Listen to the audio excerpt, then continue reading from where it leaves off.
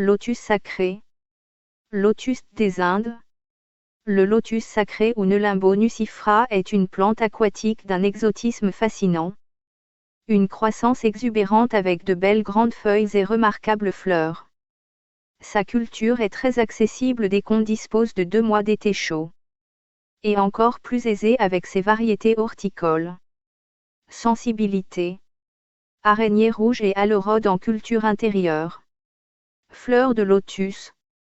Nelumbo nucifera. Nelumbo nucifera. Appelée lotus sacré ou lotus indien est une plante aquatique appartenant à la famille des Nelumbonacées. L'origine de cette plante très cultivée pour sa beauté et sa consommation en tant que légume rend son origine un peu trouble. On pense que son berceau est plutôt finalement la Russie européenne que l'Asie, mais que l'espèce s'est largement dispersée en Asie où elle est un aliment apprécié et une plante médicinale et symbolique. Jusqu'en Australie. Le lotus sacré est même aujourd'hui invasif dans diverses régions subtropicales du globe. Des fossiles montrent qu'il existait en Europe avant les glaciations. Description du lotus sacré. Le lotus d'Orient est une plante aquatique ou une plante de berge. Il est capable de se développer sous une hauteur d'eau de 1 m. Ses tubercules fusiformes épais et cassants se développent dans la vase ou la terre humide, liés entre par un rhizome plus fin. À la manière des pommes de terre, ils sont au repos l'hiver et démarrent leur croissance extraordinairement rapide à partir de mai. Leurs premières feuilles sont aquatiques ou flottantes. Mais rapidement elles deviennent aériennes. Capables chez les plus grands sujets de s'étaler de 1 à 2 mètres au-dessus de la surface de l'eau. Un haut pétiole rigide et épineux porte un limbe orbiculaire et ondulé de 30 à 60 cm de diamètre. Vert bleuté. Les fleurs s'épanouissent aussi au-dessus de l'eau. De juillet à août/septembre. Elles sont larges de 10 à 30 cm. En coupe avec de multiples pétales blancs arrosés qui entourent une couronne d'étamines et un épais réceptacle turbiné qui devient le fameux fruit décoratif des bouquets secs.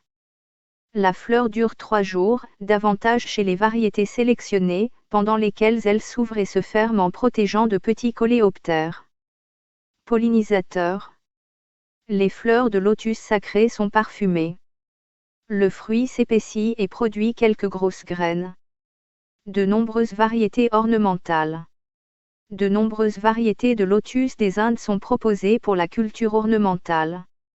Elles sont améliorées pour la couleur, rose, rouge, blanc, jaune. La taille, des formes réduites plus faciles à adopter. La forme, plus grosse fleur. Simple, double ou semi-double. Et leur rusticité. Nelumbo nucifera mrs. Péridée. Slocum est très rustique.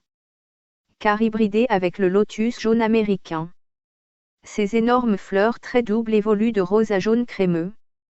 Nelumbo nucifera alba grandiflora est une variété blanche à grandes fleurs simples et majestueuses. Nelumbo nucifera chiroman ou alba plena montre de grandes fleurs blanches doubles. Nelumbo nucifera gigantea montre de grandes fleurs roses pourprées. Nelumbo nucifera meiran a des fleurs roses de forme simple. Absolument magnifique. Nelumbo nucifera bengypson est de grand développement. Ces fleurs durent plus d'1 semaine. Nelumbo nucifera Carolina Queen a des fleurs roses mesurant jusqu'à 30 cm de diamètre. Nelumbo nucifera Pékians roubre, vigoureux, est l'un des lotus roses les plus intenses. Ses feuilles sont grandes, des formes plus petites, adaptées aux bassines d'eau, qui se contentent parfois de seulement 10 à 20 cm de hauteur d'eau. Les fleurs, comme les feuilles, sont bien sûr plus petites également. Nelumbo nucifera babydol. Un mini-lotus aux fleurs blanches. Nelumbo nucifera baby pink est un nain rose. Ses feuilles ne dépassent pas 18 cm de diamètre. Il est florifère même en petite cuve. Nelumbo nucifera momo botan. Un nain de 40 cm à fleurs rouges doubles. Nelimbo nucifera pygmea alba est nain. À fleurs blanches. Nelimbo nucifera siaobiteai est un nain à fleurs blanches doubles. Nelimbo nucifera chawan basse nain, 40 cm, à fleurs rosées. Blanches. Comment cultiver le lotus sacré? Nelimbo nucifera est finalement très rustique. Bien protégé en hiver dans la terre sous une hauteur d'eau. Mais il a besoin d'un été chaud pour fleurir. Notamment de 2 mois avec des températures comprises entre 24 et 30 degrés C. Il doit être également exposé au soleil. De l'ordre de 6 heures au moins d'ensoleillement par jour. Nelimbo nucifera est cultivé dans un bassin ou une cuve. Un demi-tonneau. Un bidon enterré. Ou tout autre système pour lui offrir son milieu aquatique tout en le limitant dans l'espace. En effet, il ne faut pas l'introduire dans un étang sauvage où il sera capable de tout envahir. Lorsque les hivers sont doux, -7 degrés Celsius pendant des périodes assez courtes. La cuve d'eau peut rester posée sur le sol. Avec des hivers plus durs. Des froids prolongés. La cuve est enterrée ou protégée, ce qui évite à l'eau de geler à travers tout. En fait, il faut seulement éviter au rhizome du lotus de geler. Si l'hiver est vraiment trop dur, le pot du lotus peut être hiverné dans un seau d'eau dans une cave ou un abri protégé du gel. Transplantation. Le lotus est transplanté ou rempoté au printemps avant le démarrage de la végétation. Les grandes formes demandent un pot de 60 cm de large et autant de profond au minimum. Les plus petites variétés peuvent être installées dans un pot de 30/40 de centimètre de profondeur. La pointe de croissance du lotus est très fragile et il doit être enterré avec grand soin dans une argile lourde et enrichie, saturée d'eau, de manière à ce que la pointe affleure la surface de la terre.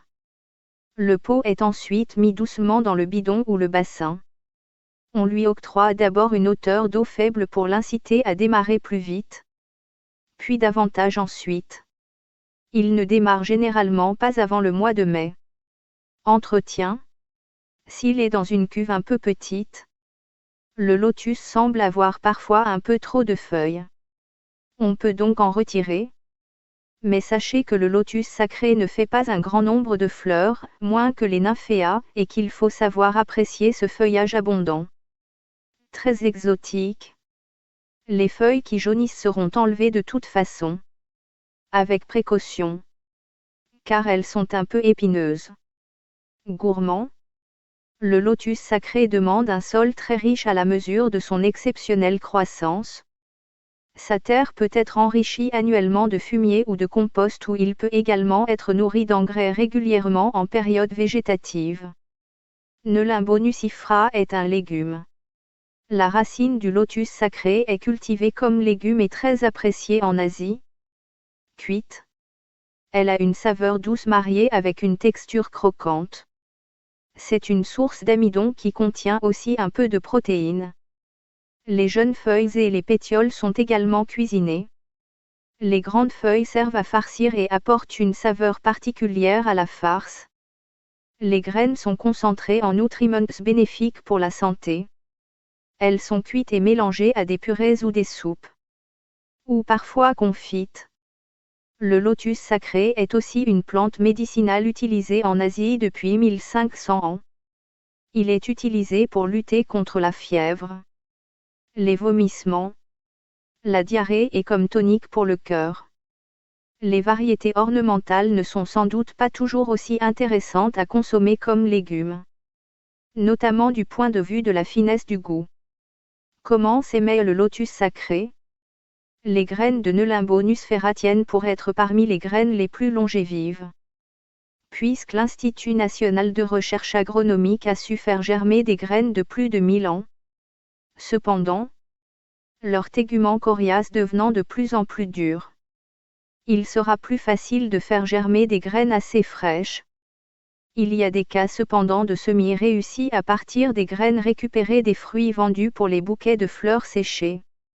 Le semis de Nelimbo nucifera est facile. Et le résultat est rapide. La graine est capable de germer en 3 à 8 jours. De plus, avec un semis à chaud en avril et un été chaud, la plante peut fleurir cette première année dès le mois d'août. On peut donc la cultiver comme une plante annuelle. Panse les grosses graines sur un papier de verre, délicatement jusqu'à percer le tégument durci et voir une portion de la noix à l'intérieur. Ainsi, ces graines absorberont l'eau rapidement. Faire tremper dans de l'eau tiède, près d'une source de chaleur. Elle flotte ou coule, puis gonfle rapidement. L'eau est renouvelée chaque jour pour éviter les développements bactériens. À 30-35e degré C, elles germent en quelques jours. Dès qu'elles germent, la graine est installée dans un large pot en plastique noir, qui chauffe au soleil, dans une terre argileuse et humifère. Sous octobre 2020 cm de hauteur d'eau et au soleil. La faible hauteur permet au pot de chauffer davantage. La plante pourra être installée plus profondément une fois plus grande. À 4 semaines, la plantule commence à développer sa première feuille aérienne, environ à la 6e feuille. La jeune plante, gourmande, doit être nourrie régulièrement. Engrais toutes les 6 semaines. Engrais osmocote. Fumier au fond du pot, etc. Comment diviser le lotus sacré? La division se fait uniquement durant la saison de repos, et donc le plus souvent au printemps. Chaque division doit avoir au minimum un tubercule avec un bourgeon en bon état.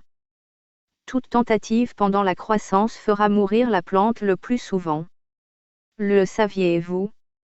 Le lotus sacré aux délicates nuances nacrées est le symbole de l'Inde et plus généralement du bouddhisme.